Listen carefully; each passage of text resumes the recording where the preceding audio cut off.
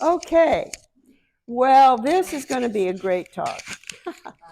I had so much fun preparing for this talk that I was up almost all night. There's so much good stuff here about aliens, good old aliens.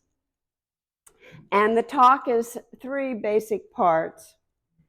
I'm going to give you the scientific approach, the psychic approach, and of course, the metaphysical approach to the subject of aliens. Did you ever wonder why, whenever you see an image of an alien in media of any kind, they always have big heads? Why is that? Well, because they're smarter. On the other hand, what animal has the largest brain on Earth? What do you think? Human beings? Sperm whales. And the second biggest brain is in the elephant, and the third is in the dolphin. And we come very close to the dolphins. We come in a close fourth. So the size of the brain is not necessarily an indication of the level of intelligence. So aliens would not have to have big heads in order to be as smart as I am going to indicate that they must be. And I think the reason, and this is just my own theory, back in the day, where is the, okay, I skipped it there. Back in the day, before there were special effects for movies and TV, if you wanted an actor to portray an alien, then you had to put a costume on them. And any costume makes the body parts larger. So if you're going to have an interesting looking head for your alien, you've got to make it bigger than a human head because you've got to put stuff on it. And that's true whether you want a sexy alien or a silly little green man alien, which I guess in the old days before special effects and CGI would have been either midgets or children. But if you wanted to give them an interesting head, you had to add stuff to it.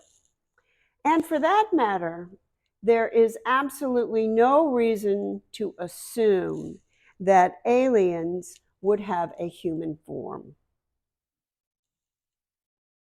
They might look more like crickets, or they might come from a world that has no land. It might be a liquid world, and they might look more like an octopus. And I even, just on a whim, I typed into my image search program, dolphins with hands. And wouldn't you know, there's a picture popped right up of a dolphin with hands. So if dolphins had hands with their brains almost as big as ours, who knows what they might, so an alien from a water world might look more like a dolphin. And another issue that I want to brag about, from my childhood, I heard about little green men from Mars.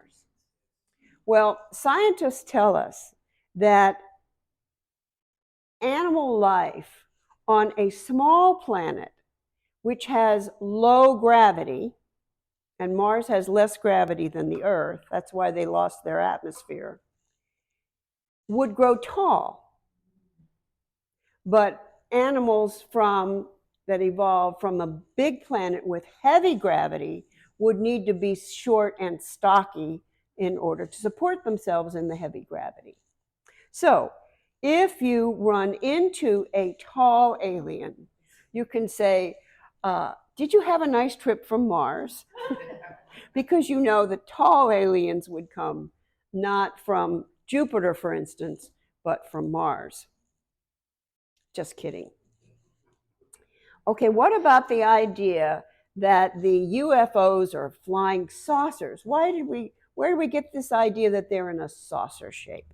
Well, it turns out that in 1947, when the UFO craze started in the United States with the first major sighting by it was a pilot, a military pilot flying around. He saw several of these. He said that when you look down on them, or if you were looking up at them, they would have a crescent shape. But if you saw them, so if you looked at them this way, they would look like a crescent. But if you saw them from the side, they would be very thin.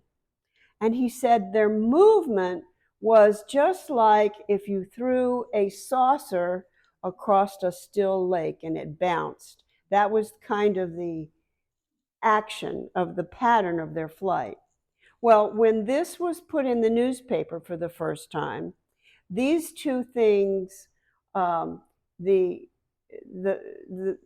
it was skipping and that it was thin, whoever wrote that very first news article put those together and said that the pilot had seen flying saucers. And we've had flying saucers ever since. So, and then since I'm a big sci-fi fan, I can tell you that there is the theory that round vehicles in space would be preferred, kind of like a tire with the people inside, because you want to have gravity, because there's no gravity in space. You want to create artificial gravity. And the easiest and cheapest way to do that is to have the tire spin. And then just like if you spin a bucket of water around, the water will not spill because the centrifugal force will push the water to the bottom of the bucket as you spin it. And if you have a circular space station or a circular craft, if it spins, you can create cheap simulated gravity. So that's another reason why the idea of flying saucers, in my opinion, is so popular. Now, these sightings very often have the flying objects moving incredibly fast, faster than we can go. Actually, the fastest human beings have achieved is 25,000 miles per hour, which was achieved by one of the first group of astronauts returning from the moon. And it was part of their re-entry protocol. It wasn't the end of it. You would think it would be the very end of it, but it wasn't. It was when they used the gravity of the Earth to adjust their re-entry that they came to the speed of 25,000. Now, you know that your car probably has a speedometer that only goes to 120, right? So 25,000 miles per hour is just incomprehensibly fast. It's way, way, way fast, right? Well, but then we have a thing called the speed of light. And the speed of light is 671 million miles per hour. So if we were to go the speed of light, or science says you can't actually go the speed of light, but you could come very, very close to it. So if you came very, very, very close to the speed of light, that would be 27,000 times faster than the fastest speed we have ever achieved. And that speed we only achieved for a very short, a minute or something, a very short period of time. So the point I'm getting to is that we, with science as we understand it, with the universe as we understand it, human beings are not capable of creating a craft that will carry us close to the speed of light. Now, the closest star system is Alpha Centauri, and they do have planets in that system. And they're kind of arguing whether there are 3 planets or 4 planets. But theoretically, there's a planet that could support life in the Alpha Centauri system. And that is a mere 4.25 light years away. So if we went almost the speed of light all the way to Alpha Centauri and all the way back, that would still take us 8.5 years. And scientists also say that the energy that we would have to use to produce that speed for that period of time, there's probably not enough energy in our entire solar system to propel a craft that fast, if we could do it, which we can't, but it would take more energy than we would have access to.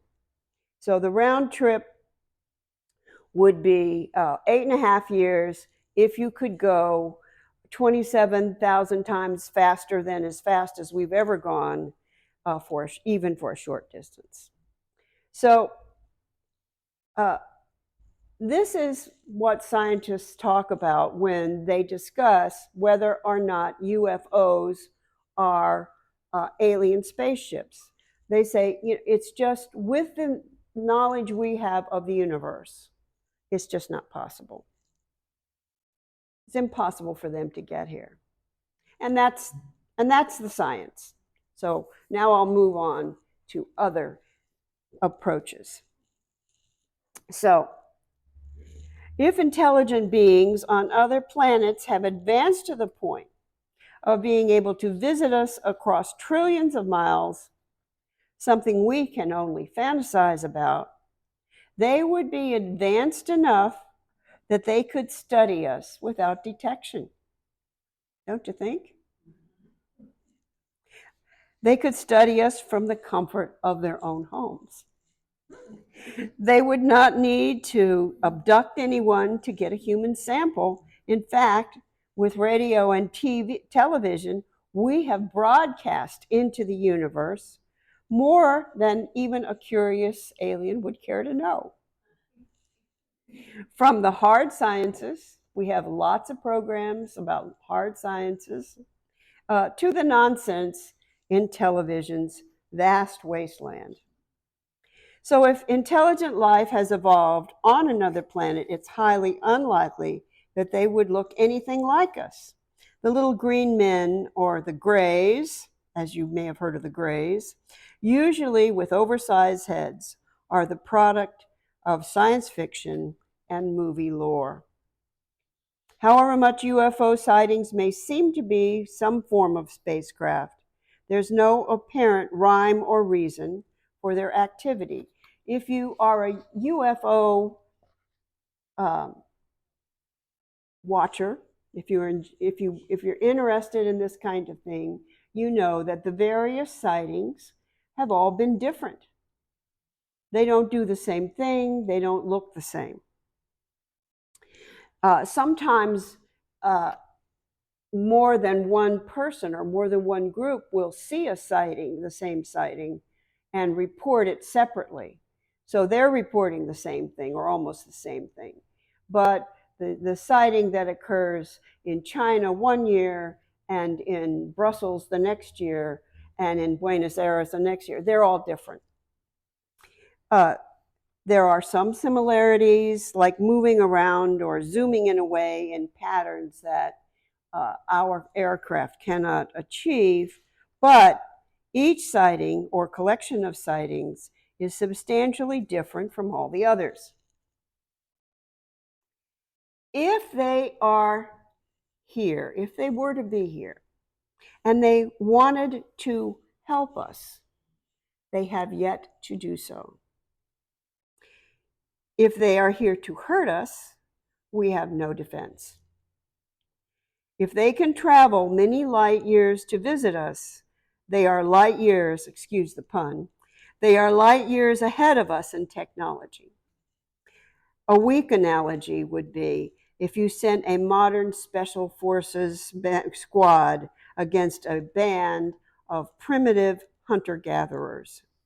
It would not be a contest. It would be a slaughter, and it would be over quickly. If they do not want to be seen, such technology, such a technologically advanced civilization would not be seen. If they do want to be seen, what are they communicating by this disconnected collection of random appearances? If we have anything they want, if Earth has anything they want, they can surely just take it. We wouldn't even see it coming.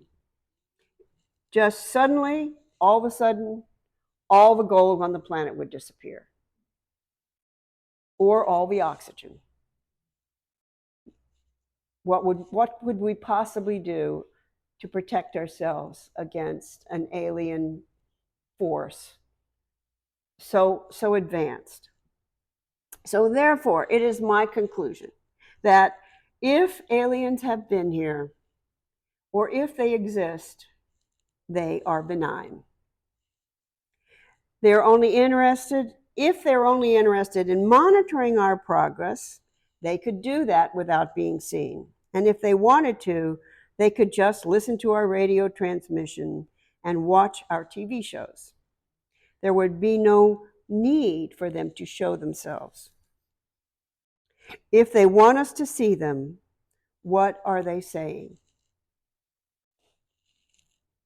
I once read a very short sci-fi, just a short story.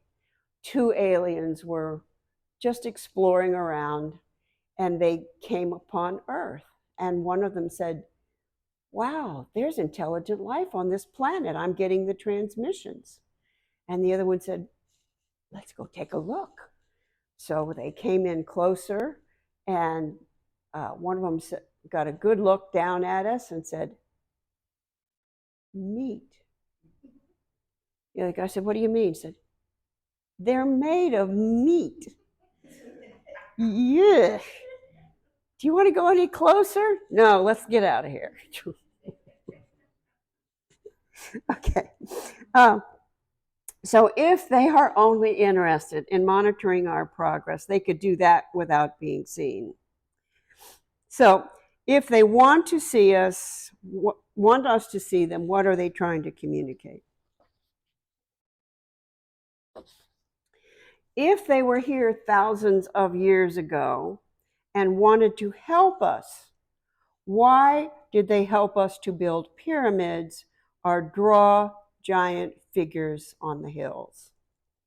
In this slide, you can see up in the right-hand corner, that little blue thing is an airplane flying over this huge carving in a hillside, in the stone of a hillside. And it kind of looks like a spider. But it is so big that the people who created it they couldn't see the whole picture of what they were creating, and yet they managed to create an image that is, it's pretty good. So if aliens are responsible for this, there are people saying, well, that couldn't have been done. That couldn't have been done by unaided humans. Just like they say, oh, the pyramids couldn't have been built by unaided humans. Well, if the aliens came thousands of years ago, they helped us draw pictures and build pyramids, why didn't they do something useful? Something that I could benefit from.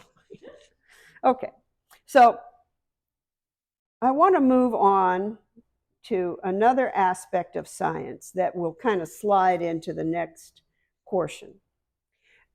I know you all know that two-dimensional objects are like objects that are drawn on paper or paintings or two-dimensional art, and that three-dimensional objects have both, they have the height and length of a two-dimensional object, but they also have depth.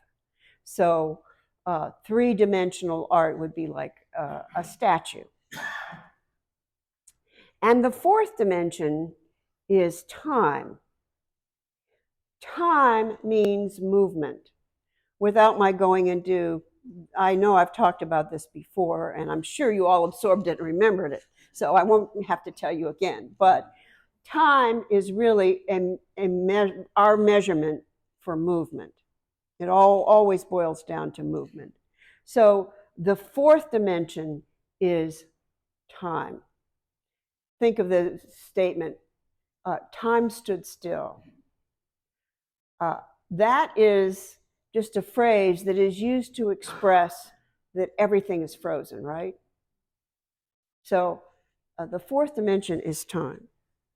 But mathematical theoreticians have asked the question, what if there's a fifth dimension? What would that look like? No, not that fifth dimension.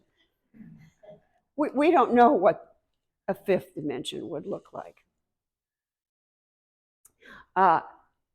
But it would be beyond the physical abilities we have to measure or deal with it. So a fifth dimension would take us right into the psychic, wouldn't it? So you recall that when, and here I know you have all memorized all my talks, when we talked about transmigration, we used this graphic created by a group that teaches transmigration. And they said that the human beings evolved, not only their bodies, but their souls evolve until they reach the level of a human, at which they can continue to evolve to higher levels of consciousness, or if they're lazy and they don't take advantage of their human form, they will begin to devolve back into animal forms.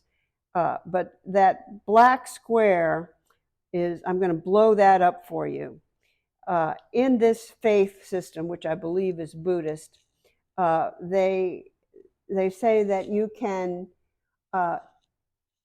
ascend to become an elemental Buddha, and beyond that it says nirvana Buddhas, and they're tall and thin. So we know that they would be from what planet? Mars. Okay. But I'm not trying to make fun of it. I'm just seeing if you're awake.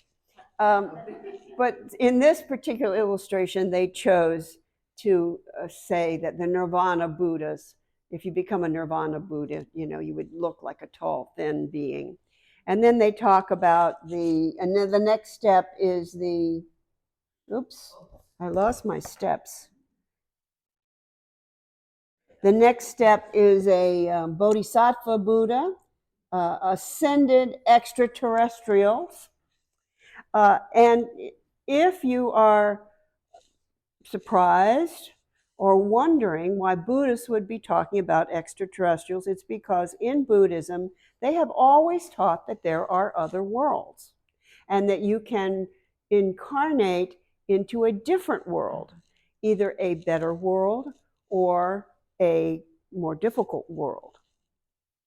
And in fact, one of the oldest varieties of Buddhism is Pure Land Buddhism. And in Pure Land Buddhism, they teach that an ascended master or a Buddha who had achieved enlightenment, that the other Buddhas were having like a going away party because he was about to go up the next step. And he announced to them, no, I'm not going to take the next step. Instead, I'm going to create a new world. Now, if you use the term planet to people, more than 300 years ago, they would have no idea what you were talking about. But so the Buddhists weren't talking about Mars or Venus or Jupiter. They could see those, but they didn't have the concept that those lights that traveled through the sky were planets. So Amitabha said, I will create a new world. And anyone who recites my name, calls my name 9 times, will be reincarnated into the Pure Land. And everyone who is, and as they incarnate, I will personally greet them. And they will be born from a lotus. And everyone born into the Pure Land will achieve enlightenment. So the Pure Land Buddhists chant Amitabha. Amitabha, Amitabha. I've sung it many times. So,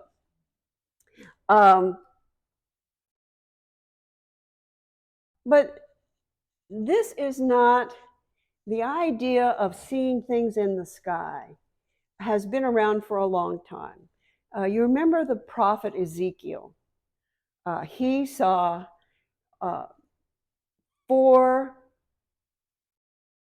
objects in the sky that moved in unison, and each object was a wheel within a wheel, and it was covered with eyes.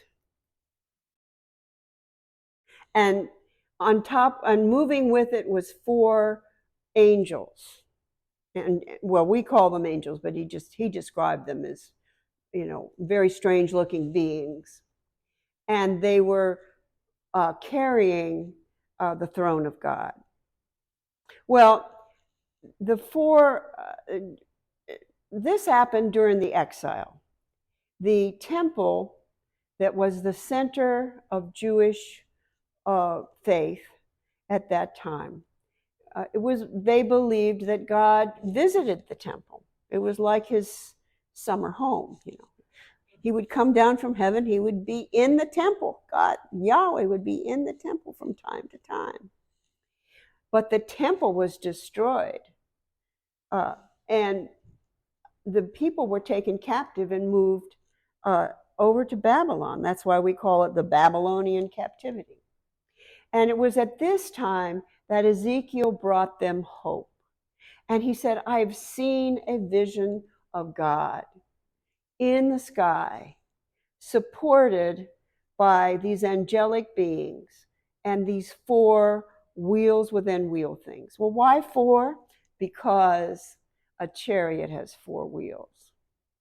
And because the idea of a God going through the sky in a chariot was very common. And it was Ezekiel's way of communicating to the people, even though the temple has been destroyed, God is still with us. Yahweh is still with us. He can move through the sky. He's got these angelic taxi guys. And why do they have eyes? What was he saying with all these eyes? It seems so weird. Eyes everywhere. Well, it just means God sees you no matter where you are. Yahweh knows we're in Babylon.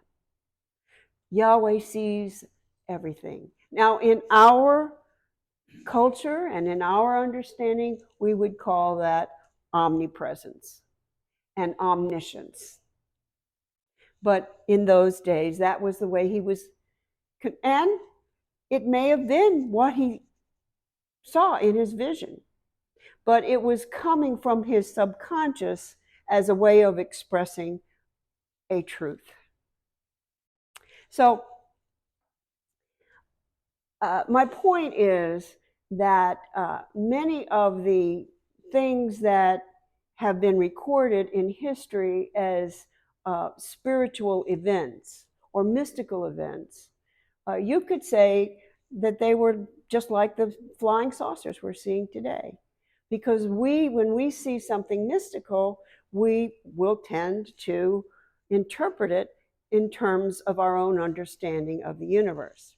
Well, since the UFO, I don't want to say craze, since UFOs became well embedded in the consciousness of Western civilization, UFO religions have popped up.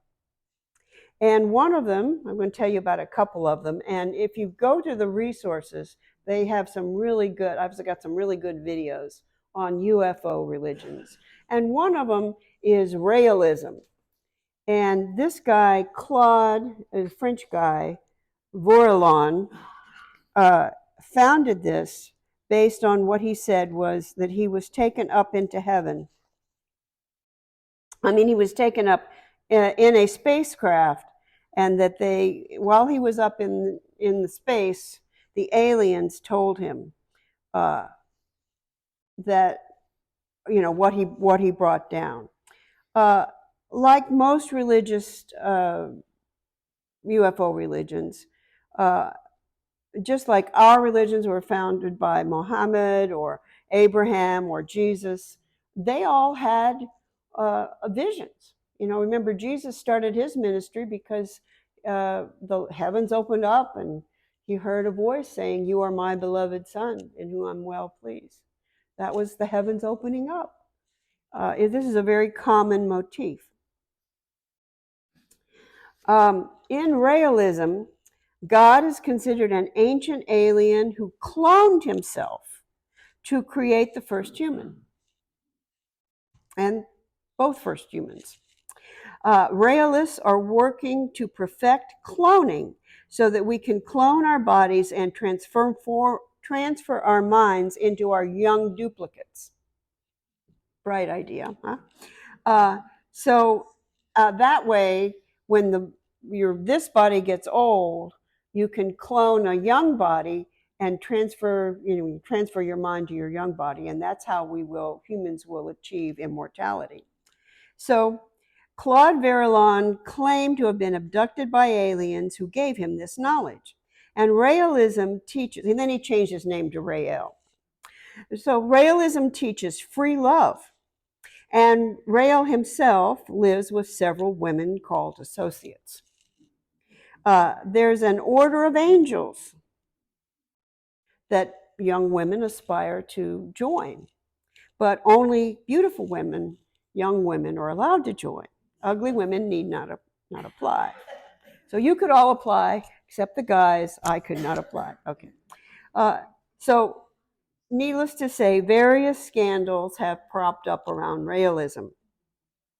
And he was forced to leave France. He went to Canada, and then he was forced to leave Canada, and now he and his group have their headquarters in Japan, and he is still collecting donations so that they can build a UFO embassy, so that when the aliens return, we will be able to greet them properly. So another UFO religion, and I didn't realize this until I researched this, is Scientology. Now, I looked into Scientology. I had a friend who took me to several Scientology meetings. And the beginners in Scientology, the most of them, don't know that it is a UFO religion.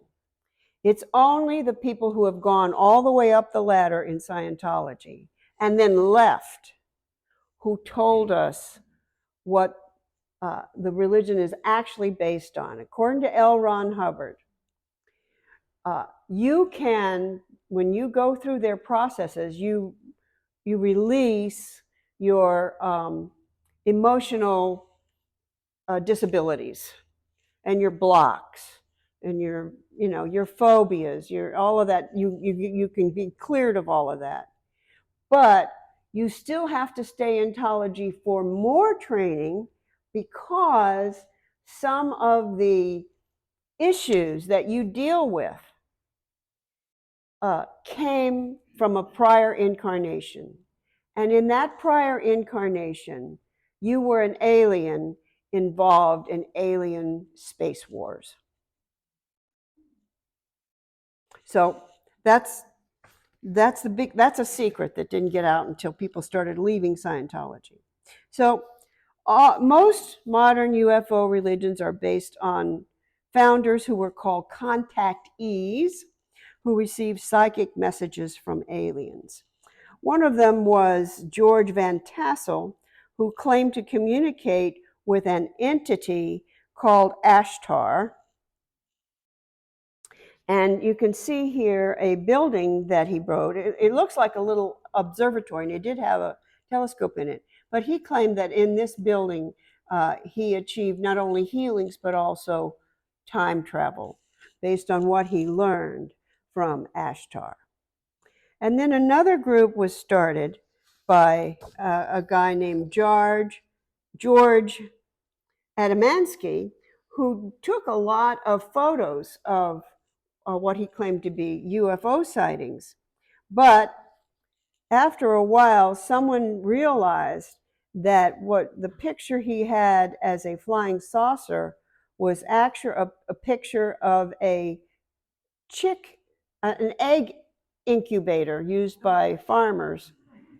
And, it's obvious what it is once you know what an incubator looks at. And some farmer did, he said, oh, that's not a flying saucer, that's a flying chick incubator. And then there's another UFO religion that everybody has heard of, Heaven's Gate, led by Marshall Applewhite, who in 1997 convinced 39 of his followers to commit suicide so that they could be rescued into a spaceship that they believed would follow the comet Hale-Bopp. We had a comet appearing at that time, and that they would follow Hale-Bopp to a better place. So, and then there's another group you probably haven't heard of, the Aetherius group, the Aetherius Society. And they teach that various religious figures came from different planets, and throughout history, cosmic masters such as Buddha, Jesus, and Lao Tzu have come to Earth to teach mankind the right way of living. So they kind of incorporate all religions into their religion, and say that Krishna and all these they were all just avatars. And they say specifically that Krishna was from Saturn. Jesus and Buddha were both from Venus. And the society claims that all of these religions sprang from the same source, and their principles are actually identical. These heavenly beings, these alien beings, come from another dimension, another plane.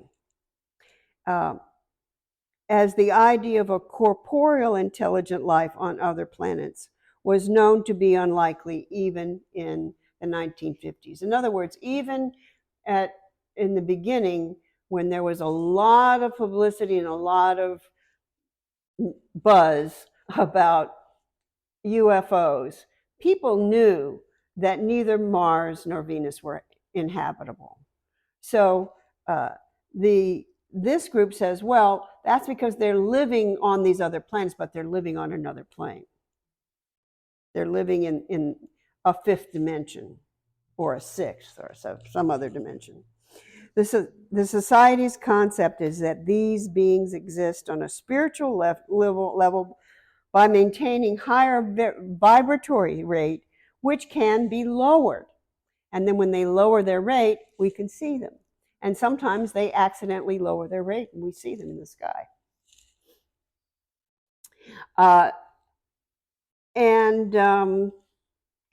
So I want to show you, they meet, their faith is involved with, they meet at specific special places only like 4 or 5 times a year.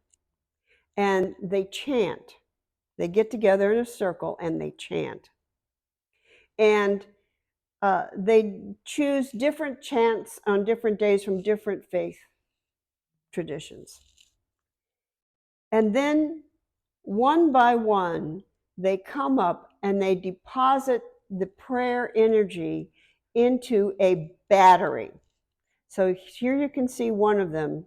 He is depositing his prayer into that little blue or gray box there. That's a battery. that they believe stores the prayer energy. And if you watch the video I have on this group, each person who comes up has written a prayer in their own words and memorized it. And they come up and they project the energy of their personal prayer into, and it's always prayer for peace and, love and higher consciousness and humanity, all that. It's nothing personal. And they all project their prayer into the battery. Then at the end of the service, and everybody's chanting around them, the chanting never stops. And then at the end, the leader comes and packs up the battery and takes it to the place where there is a projector. And then when there's a crisis anywhere in the world, they turn on the projector and they send the power of the prayer up to the aliens, who then apply the power of their prayer to a specific trouble spot on the planet. So they calm hurricanes and they stop wars and famines, and with the power of prayer, which is sweet. It's quite sweet. I mean, if you've got to belong to a UFO religion, this one is the one that I would choose personally. So, no, they keep putting it in. It stores energy. Duh. Okay. All righty. So, are these beliefs so very different from other religions? Scientific analysis will not support belief that UFO sightings prove that aliens have or have not visited Earth. Those who believe in aliens communicate with some of us from another dimension through psychic means, no different than ancient mystics and prophets who were contacted by a god or an angel. Paul the Apostle said that he went up to the seventh heaven. Well, if he lived today, if he were telling us about that experience, would he tell us that he was abducted? Maybe. Today, we might call that an abduction.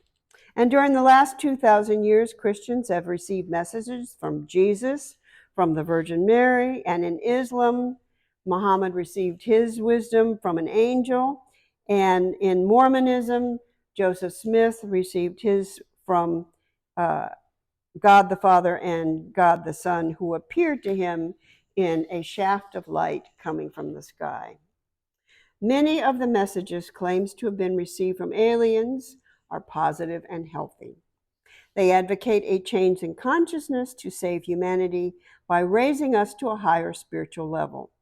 On the other hand, some of the UFO religions exhibit the same human failings and sociopathic hunger for power that have infected all religions from time to time.